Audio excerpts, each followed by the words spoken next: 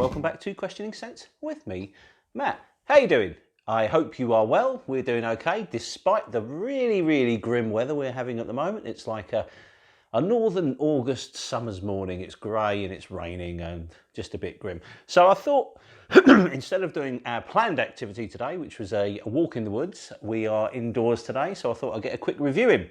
And today we're going to talk about a house that's incredibly new to me. I only recently found out about them via Fragrance Weirdo on Instagram. He put a couple of pictures up.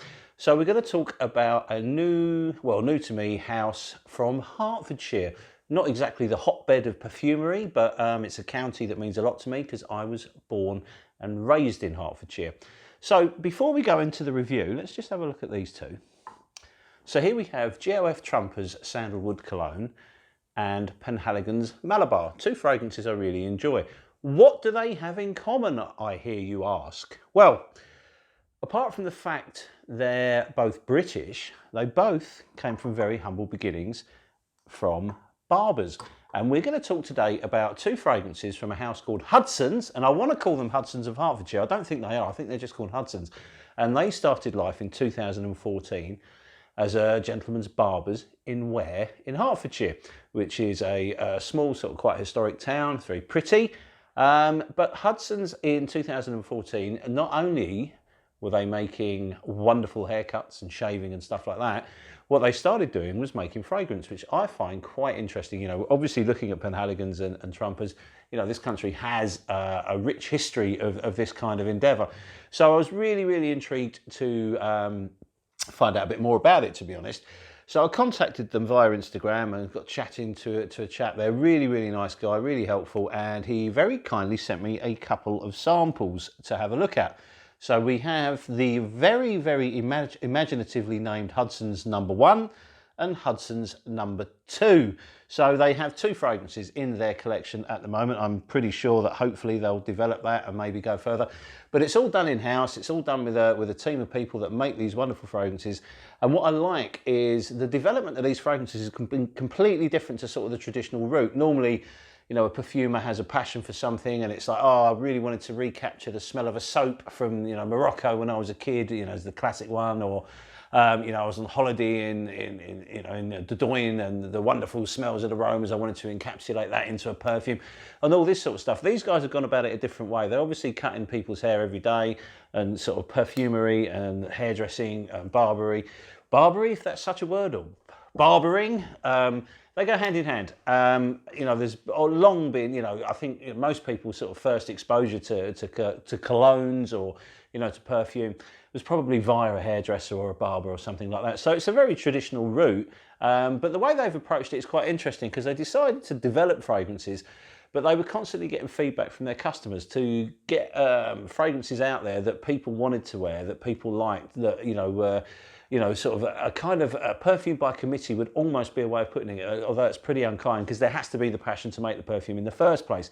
So the two that are available now are, as I say, number 1 and number 2. Now I'm wearing number 2 on the right wrist and number 1 on this wrist. I have been wearing them a fair bit around the house. I got the perfume, I got the samples a little while ago, but again, I like to wear them quite a few times before I start trying to make a review.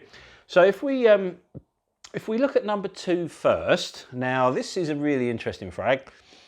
What they've done is they've made a kind of a citrusy fragrance, which is, I don't want to use the word mass appealing because it's not, but it's an intelligent fragrance and I can see why people will like it. What we'll do is we'll start with number 2, we'll go through the note listings and then we'll talk a little bit about it. So for number 2, we have grapefruit, mandarin, saffron, rose, oud, cypriol and balsams, which are quite an interesting blend because when you start chucking sort of citruses in with oud and things like that, you're always going to be sort of in an area where you could end up making something that smells quite Middle Eastern, or, you know, you're going to have a vibe that's coming in that you wouldn't associate with a classic sort of British smell. But what they've done is they've deftly used every note. It's a very clever fragrance. It's very refreshing. It's very light. And there is oud there. But when you spray this, you get this kind of grapefruit and mandarin and saffron, it all blends together. I don't get very much rose in this at all, and the oud is very, very light, so please don't be scared of it. Don't think it's going to be, you know, sort of funky or anything like that, because it's really, really not. It's there, I think, to work with the cypriol and the balsams to give this perfume a base. When you're using things like mandarin and grapefruit, they're very light. They don't tend to, you know, traditionally they haven't had the greatest longevity in the perfume, and this has become a really interesting fragrance to me because it is a light, fruity, airy frag, but it has some weight to it. It has some body, so it has some decent performance as well, which is good. And it's refreshing. It's very, very wearable. What also, I mean, because the grapefruit itself is generally quite a bitter, citrusy vibe, and I think they're using the mandarin to counter that, to give a certain sweetness, but it's not a sweet fragrance at all. It's a nice, clean, almost fresh, gentlemanly vibe I get from it. It's not as complicated as, say, something like an Acqua di Parma when they blend lots of things like that. It's not something that you would, you know, you wouldn't smell it and think, oh, that's Acqua di Parma. It's not. It's quite unique in that respect. It's very, very Moorish. Performance is excellent. A good 7 to 8 hours with this. The saffron gives the sweetness there, but it doesn't overwhelm it. So, you know, again, when you see saffron, it's not anything to do with BR 540 or anything that you've smelt in that world that uses saffron to project or anything like that. It's a well-behaved fragrance. It has a decent level of projection, a very good sillage, and it just sits above the skin. So it's a smart, classic frag. You could wear it to work. You can wear it in the office. You could wear it, you know, out on a Friday night with your mates or something like that, and you would smell very, very nice. And what I like about it is it's unique. In a world where, you know, designers are chucking out Sauvages and things like that, you know, or you've got Aventus everywhere, it smells nothing like any of those kind of fragrances, which I think is really good. If you're into a kind of a gentlemanly, refined frag, this will be right up your street. It's a really good one. I thoroughly enjoy it. I have quite a lot of fragrances in my collection in that world, so it's not one that captures me massively. I think it's a very good fragrance. I think it's certainly one that you'll like, and I really, really advise you to sample it because it's a good frag, very good performance. And the pricing for these, I think the 100ml bottles are like 88 pounds, so they're slightly, you know, they're in line with designer pricing, and I think they're well worth exploring. They do samples, and they do an excellent idea, which is a 15ml bottle, which I think is £25. That is a really good way to go, and I thoroughly recommend that you get the sample first. If you like it, then you can get a 15ml, and if you like that, then you can get your 100ml. It's a beautiful way of doing it. Very, very clever. Really enjoy this one. So, however, number one, which I believe it has to have been the first one they came out with, I'm a massive fan on. Absolutely love this one. It's I'm going to spray a little bit more. I'm trying to eke these samples out because they're awesome, and I know I'm going to end up buying them, especially number one. Number one is just, it's got so many notes in it that I adore. It's almost been like it's been tailor-made for me. It's perfect. Although there is one note in it that I don't normally get on with, which I do all right with in this one, which is bizarre. Okay, so at the top you have iris, you have violet, you have orchid, you have sweet oud, you have sandalwood, you have labdanum, you have patchouli, and you have oak moss. What could go wrong with that lot? Well, I'll tell you, in this case, nothing. Perfect. Beautiful, beautiful fragrance. The iris, the violet, the orchid, it all works together. The violet isn't too dominant, so it's not like a Fahrenheit or something like that. You know, if you don't like violet, like me, it's fine. There's just enough of it to give a little bit of a twinge. It's quite strange because this is a really unique but familiar fragrance. I love it. I get almost like a slight smell of gin and tonic from this, and I don't know where that's coming from. It could be a combination of the notes, or it may even be the oud coming in. Like with number two, the oud isn't funky. It's there. It's quite an interesting one. I don't know if it's a Cambodian oud or anything like that. I don't really know too much about it. The notes are, you know, they're just simple. They're not giving too much background on what type of material or where it's come from or anything like that. But you get this melange that really works together very, very well. And interestingly, number one is one of the few fragrances that when I've sprayed indoors, my wife said, oh, that smells nice. And she, you know, I've mentioned it a few times, but when you realise that how many fragrances that I actually own and how many that she actually likes, this is very much in the minority. So this is a good one. Iris is something I adore. Iris and sandalwood together is just, to me, it's a heavenly combination. It does somehow, You get a little bit of a vanilla or a tonkery vibe coming through in the dry down, which is to die for. The patchouli and the oak moss give it base. It just works. It's beautiful. If you're a fan of the Dior Homme range, that patchouli base, you know, with the Dior Homme, you've got leather in it. There's no leather in this. I think they use the oud to kind of give it that kind of earthiness to it. It's just a beautiful, beautiful fragrance. I absolutely adore this one. This one's slightly louder than number 2. It certainly has more volume to it. It's a bigger fragrance. It seems to project a little more. It seems to have a bigger sillage. It's just, I don't know, there's everything I like in it. The orchid gives it a little bit of sharpness.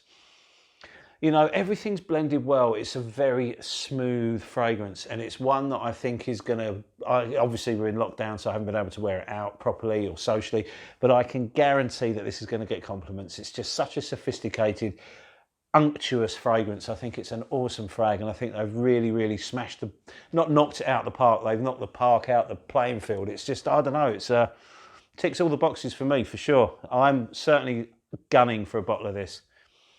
And it's one that I think I could wear all the time. It has, you know, I lose perfumes a lot at work, so I tend to wear very potent perfumes at work. And I think this has got the legs to get me through a working day and smell great, all of it. I think it's an interesting one because it does what I love in a perfume. It takes you on a journey.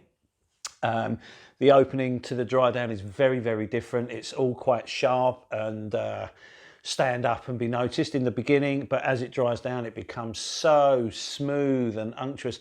And I love the fact the iris doesn't disappear. It stays all the way. It's not a top note that just fades away. It kind of sets the scene for the entire life of this perfume. Oh, it's lovely. Patchouli, I absolutely adore it. I've recently done a top 10 on patchouli, and it's a note that I adore. I pick it up very strongly in this one. And sandalwood, what is wrong with, you know, why don't people use sandalwood all the time? This is my favourite sandalwood, I think, and I just think it's a note. I know it's an expensive material, I get that, but it works so well in gentleman's perfumery. It's just, I love it, especially when it's on a base with exciting things on top of it, which is exactly what they've done with number 1. I think it's a great, great fragrance, and I strongly urge you to sample this one. It's a beautiful fragrance. I think, you know, if they're going to develop more and they keep knocking out fragrances along this line, they're certainly going to be going places. And I think you should, you know, maybe an opportunity to get in touch with them now and see what you can get. I love the 15 mils at £25. It's a great price, a really good way to do it. If they keep making, you know, fragrances of this quality, we're going to hear a lot more about them.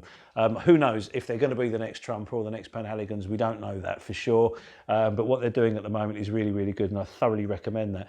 You know, I will say the samples were sent to me free, but doesn't really make any odds to me. Lots of people send me samples, and I don't often make videos out of the samples I get. I had to make one out of this because the samples are really, really interesting, and I will certainly be chasing them up. So yeah, really, really impressive stuff. I think number 1 is absolutely fabulous. Number 2 is really, really good and well worth exploring. Just a quick word though, I haven't actually held any of the bottles. I've had a look at them on the website, so you know, I don't know really that much about them, but just sort of looking at them, the presentation I think is more functional than exciting. Now, when you are releasing a perfume, one of the most, you know, expensive parts of it is the bottling and the bottle itself. Now, I believe that there are kind of quite a few sort of semi-bespoke options that you can buy, but if you're going to design your own bottle or something like that, it's incredibly expensive. So I don't know how they're going to develop with that. You know, presentation isn't everything. The juice is the most important thing for sure, and I totally agree with that.